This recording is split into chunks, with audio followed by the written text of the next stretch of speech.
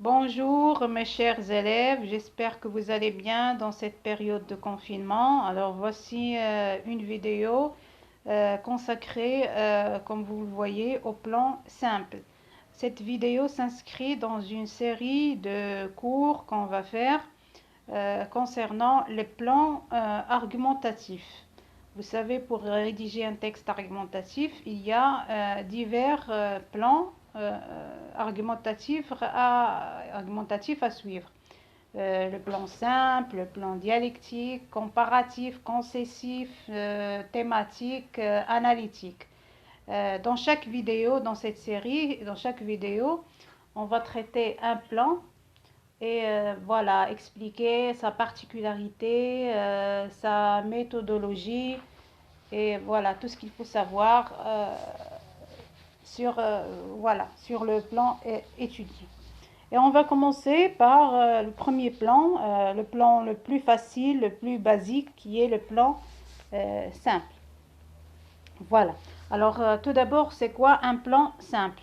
Je crois que beaucoup d'entre vous savent déjà ce que c'est le plan simple, mais quand même, on va faire un petit rappel.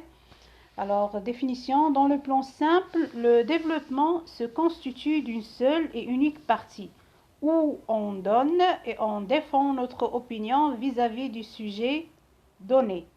Cette opinion peut être contre ou pour. Alors, comme j'ai dit, le plan simple, c'est la forme la plus facile, la plus basique et la plus simple du texte argumentatif. On a le développement qui se compose d'une seule et unique partie. Il y a une seule partie dans le développement. Qu'est-ce qu'on fait dans cette partie? On donne notre avis, notre opinion concernant du sujet donné et on défend cette opinion. Alors, opinion et argument.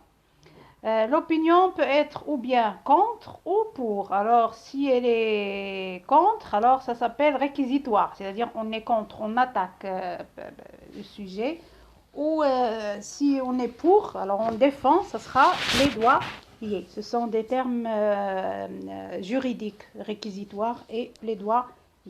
Voilà. Alors, la conclusion ou ce qu'on peut tirer de cette définition, c'est quoi? C'est que le plan simple, dans le développement, il y a une seule partie où il y a l'avis personnel et les arguments qui soutiennent cet avis personnel. Voilà. Alors, de façon plus détaillée, on va voir comment rédiger le développement du plan simple et on va prendre un exemple. Le sujet: aimeriez-vous avoir un animal de compagnie? Alors, un sujet très facile. Est-ce que vous aimeriez avoir un animal de compagnie? Vous connaissez les animaux de compagnie, comme le chien, comme les chats. Alors, il y a des gens qui aiment avoir ce genre d'animaux chez eux, alors que d'autres sont complètement contre. Alors, on vous demande votre avis. Si vous traitez ce sujet selon le plan simple, vous allez donner votre opinion dans le développement avec les arguments. Vous allez choisir ou bien je suis contre ou bien je suis avec et je choisis les arguments qui soutiennent mon opinion. Voilà. Voilà. Alors, le développement selon le plan simple, c'est quand je choisis le plan simple. Qu'est-ce que je dois écrire dans le développement? Il y a une structure figée,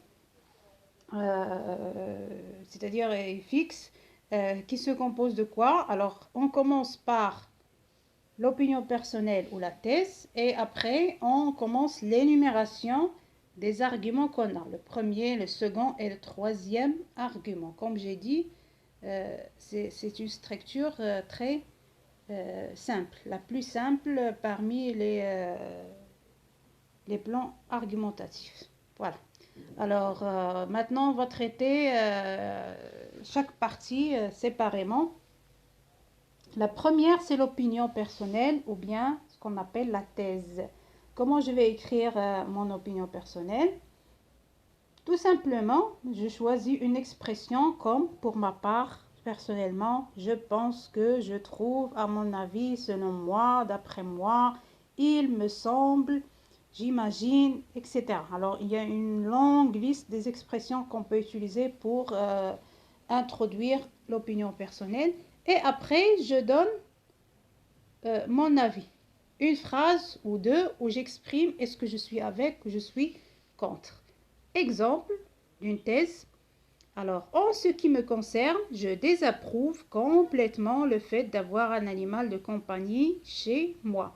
Je désapprouve, c'est le contraire de approuver. C'est d'ailleurs, je suis contre. C'est comme se poser à. Deuxième phrase, pour ma part, je n'aime pas avoir un animal de compagnie à la maison pour beaucoup de raisons. Il n'y a pas une seule façon pour rédiger la thèse, mais il y a 1000 manières et chacun doit rédiger son opinion avec son propre style. Voilà.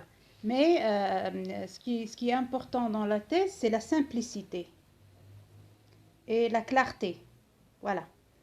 Quand le correcteur lira votre copie, votre opinion, il doit comprendre facilement quelle est votre position. Est-ce que vous êtes avec ou contre? Alors, la première chose, ou la chose la plus importante, c'est être clair et simple aussi. Voilà.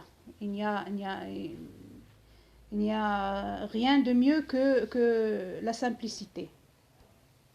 Après, ça y est, j'ai terminé mon opinion personnelle. Maintenant, je passe à l'énumération des arguments. Et je commence par le premier argument.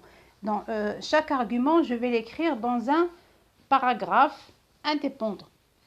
Et comment je vais rédiger chaque argument? Alors, le premier argument, dans un paragraphe, qu'est-ce que je dois écrire dans ce paragraphe? Alors, il faut utiliser un lien logique comme d'abord, premièrement, en premier lieu, les liens logiques qui introduisent le premier élément d'une liste. Voilà. Et après, voilà, je présente mon argument, mon premier argument qui doit être le moins convaincant. Voilà, le moins pertinent, voilà, qui est le plus faible dans les arguments que j'ai pu trouver. Après ce premier argument, alors un autre lien logique, mais cette fois-ci un lien qui introduit un exemple. Comme quoi, par exemple, comme ainsi, c'est ainsi que, c'est le cas de, notamment, entre autres, en particulier. Et j'ajoute un exemple qui illustre mon argument, l'explique, lui donne plus de force. Exemple de ce premier paragraphe. D'abord, la prise en charge de ces animaux demande un budget colossal pour assurer leurs besoins, comme leur nourriture, les soins chez le vétérinaire et leurs accessoires. Alors, j'ai écrit l'argument. Alors, le lien logique d'abord. Après, j'ai écrit l'argument en orange. Après, un autre argument, c'est comme. Et j'ai énuméré un peu trois exemples. Leur nourriture, les soins chez le vétérinaire et leurs accessoires. Et voilà, le premier argument est terminé. Point, je reviens à la ligne. Ce n'est pas la peine de sauter la ligne, mais seulement revenir à la ligne pour commencer l'argument suivant et le paragraphe suivant. Dans ce paragraphe aussi, on va suivre la même structure, lien logique, mais cette fois-ci, pas d'abord ou premièrement, parce que je ne vais pas introduire le premier, mais le second argument. Alors, ensuite, en plus, en second lieu aussi, etc. Et j'écris mon deuxième argument qui doit être moyen, c'est-à-dire n'est pas le plus convaincant ni le moins convaincant. Et puis, mon second exemple. Un exemple de ce paragraphe. En plus, ces êtres sont une source de dérangement qui peut causer plein d'ennuis à leur maître.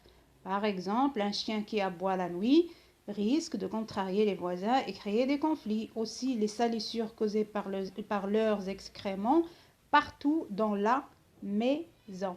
Voilà. Alors, je dis que ces animaux, ces êtres qui sont les animaux de compagnie, sont une source de dérangement, ce qui peut causer des problèmes à leur maître.